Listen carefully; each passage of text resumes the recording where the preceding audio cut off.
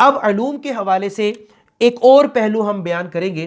حضرت شاہ ولی اللہ کا نام ہم سب نے سنا ہوا ہے. یہ ان کی ایک لکھی ہوئی کتاب سے میں حوالہ دینے لگا ہوں. وہ کیا ہے؟ اب مکی اور مدنی صورتوں کے حوالے سے میں تفریق نہیں کر رہا, اب اوور آل پورے قرآن کے علوم کو لے کر چل رہا ہوں میں.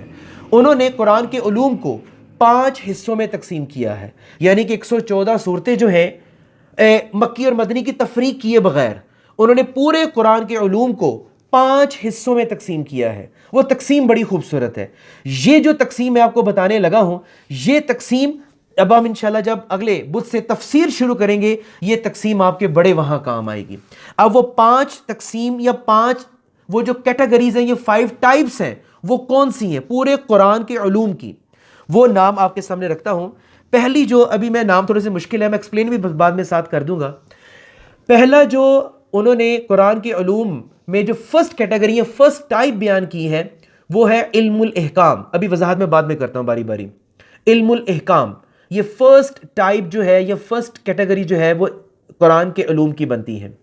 دوسری جو قرآن کے علوم کی کیٹیگری یا ٹائپ بنتی ہے وہ ہے علم المناظرہ. ویسے علم المخاصمہ سے بولتے ہیں, لیکن مناظرہ میں نے آسان, کیونکہ ہم مناظرہ لفظ بڑا سنتے ہیں نا, تو یہ دوسری ٹائپ جو ہے وہ بنتی ہے. تیسری جو ٹائپ علوم کی بنتی ہے وہ ہے علم التذکیر بالآیا اللہ. آیا اللہ بھی ایکسپلین ہوتا ہے. فورتھ ٹائپ جو بنتی ہے وہ ہے علم التذکیر بالایام اللہ. اور ففتھ ٹائپ جو بنتی ہے وہ ہے علم التذکیر بالموت و بعد الموت. یہ 5 کیٹیگریز آپ ذہن میں رکھیے گا. اب میں ایک ایک کر کے مختصر 4 3 فقروں میں ایکسپلین کرتا جاؤں گا. میں سب سے پہلے تو علم الاحکام ہے.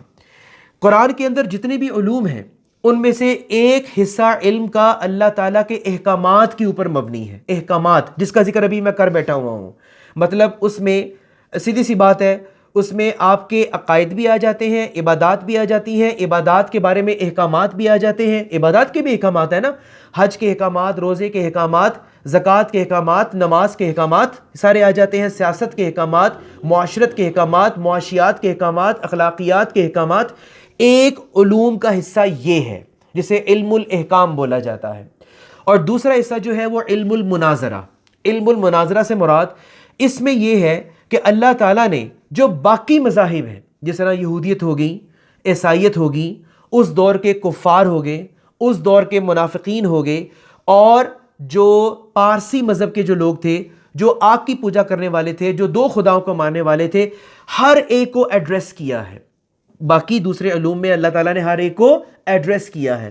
کس اعتبار سے ایڈریس کیا ہے؟ ایک تو ان کی خامیوں کو واضح کیا ہے جو ان مذاہب کے عقیدے میں پیدا ہو چکی ہوئی تھی, اور دوسرا اللہ تعالیٰ نے ان کے سامنے اسلام کی حقانیت کو پیش کیا ہے کہ بھئی جو تم عقیدہ لے کر آئے ہو, ایکچولی تمہارے عقیدے میں یہ خامیاں ہیں, ایکچول ایمانیات یہ والی ہیں.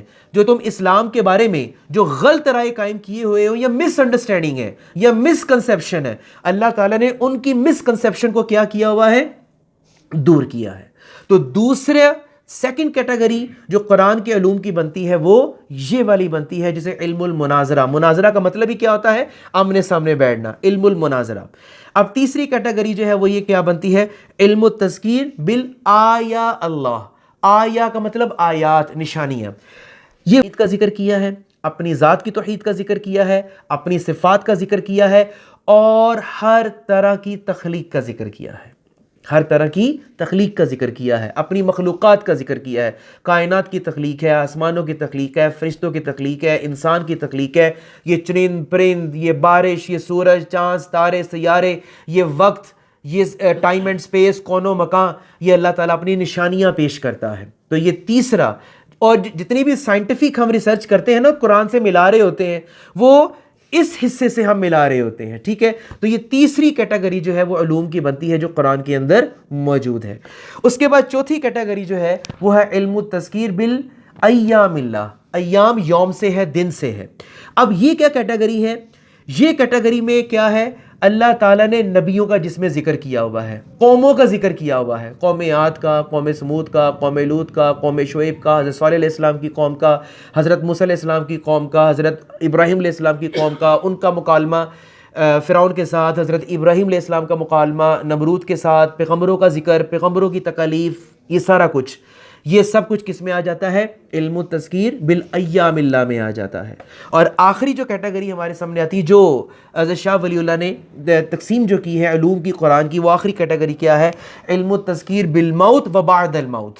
یعنی کہ اللہ تعالیٰ تذکیر کرتا ہے، اللہ تعالیٰ اصلاح کرتا ہے، اللہ تعالیٰ ڈراتا بھی ہے، اصلاح بھی کرتا ہے. کس کا ذکر کر کے؟ موت کا ذکر کر کے، اور موت کے بعد کی زندگی کا ذکر کر کے، جس کا ذکر میں بول چکا ہوں کہ مکی دور میں جو ہے وہ صورتیں زیادہ تر ہماری کس کے بارے میں تھی؟ قیامت کے حوالے سے تھی. تو یہ بیسیکلی جو ہے وہ قرآن کے علوم کا یہ لیکچر 2 حصوں میں میرا آج جاتا تھا. ایک تو آپ کو پتا ہو کہ مکی صورتیں اور مدنی صورتوں کی ڈیپتھ کیا ہے، وزڈم کیا ہے. کیونکہ اگین پہلے دن والی بات کروں گا اور ہمیشہ کرتا رہوں گا کہ میرا یہ جتنے بھی انشاءاللہ سیریز چلے گی، ہم نے صرف سطحی طور پر قرآن کو نہیں سمجھنا، بلکہ ہم نے ہر بات میں تدبر کو لے کر چلنا ہے. اور تدبر ہوتا ہی تب ہے کہ جب ہم اللہ کی ہر کہی ہوئی بات اور ہر لفظ کے پیچھے اور اللہ کی ہر طرح کی تقسیم کے پیچھے اس کی حکمت تک پہنچنے کی کوشش کریں ہم. ٹھیک ہے، تو یہ مطلب تھا کہ آج کا لیکچر ایک تو مکی مدنی صورتوں کے حوالے سے، اور دوسرا اوور آل پورے قرآن کے علوم کے حوالے سے. کہ بڑی خوبصورت، ویسے حضرت شاہ ولی اللہ نے بڑی خوبصورت مطلب کہ کیٹیگرائزیشن کی، بڑی خوبصورت. اب آپ خود سوچیں، گھر جا کر سوچیں، میں اس کی پکچر کھینچ لوں گا، میں گروپ میں شیئر کر دوں گا یہ والی. اب آپ خود سوچئے گا، کوئی بھی قرآن کی آیت لے لیں، کوئی بھی 114 صورتوں میں سے 6666 کوئی بھی قرآن کی آیت لے لیں، ان 5 کیٹیگری سے کوئی بھی آیت باہر نہیں ہوگی، کوئی بھی آیت باہر نہیں ہوگی. بلکہ انشاءاللہ ابھی میں ایک حوالہ بھی نہیں دوں گا، ٹائم کافی ہوتا جا رہا ہے. سورۃ الفاتحہ ہماری سٹارٹ ہوگی نا، باقاعدہ تفسیر اب سٹارٹ کر رہا ہوں میں انشاءاللہ بدھ کو. یہ جو 5 کیٹیگریز میں بیان کی ہے نا سورۃ الفاتحہ کے تعارف میں اس ایک سورت کو ان 5 کیٹیگریز میں ڈیوائیڈ کروں گا کہ سورۃ الفاتحہ اپنے اندر کتنی جامعیت رکھتی ہے. کہ سورۃ الفاتحہ اپنے اندر علم الاحکام بھی رکھتی ہے، سورۃ الفاتحہ اپنے اندر علم المناظرہ بھی رکھتی ہے، سورۃ الفاتحہ اپنے اندر علم التذکیر بالآیا اللہ بھی رکھتی ہے، سورۃ الفاتحہ اپنے اندر علم التذکیر بالایام اللہ بھی رکھتی ہے، اور سورۃ الفاتحہ اپنے اندر علم التذکیر بالموت و بعد الموت بھی رکھتی ہے. میرے خیال آپ کو اندازہ ہو گیا ہوگا، ترجمہ تو ہم سب کے مائنڈ میں ہے، آپ کو اندازہ ہو گیا ہوگا کون سی آیت کس جگہ ایڈجسٹ ہو رہی ہے. تو اس وجہ سے مطلب کہ میں بھی آپ کو بتاتا جاؤں، میں پھر کہہ رہا ہوں، بور نہ ہوئیے گا، سورۃ الفاتحہ کے اوپر میرے 8 سے 10 لیکچر سے کم نہیں ہوں گے. میں انشاءاللہ اللہ تعالیٰ سے دعا کرتے ہوئے کہتا ہوں کہ آپ سورۃ الفاتحہ کو ذرا اچھے سے سمجھ کر جانا. یقین مانے سورۃ الفاتحہ دروازہ ہے قرآن میں داخل ہونے کا. یہ ایک ایسا دروازہ ہے، جب آپ کے سامنے مکمل دروازہ کھل جائے گا نا تو آپ کے سامنے روزے روشن کی طرح پورے قرآن کا ویو اور اسلام کا ویو آپ کے سامنے آ جائے گا انشاءاللہ العزیز. ٹھیک ہے، سبحان اللہ و بحمدہ و اتوب الیک.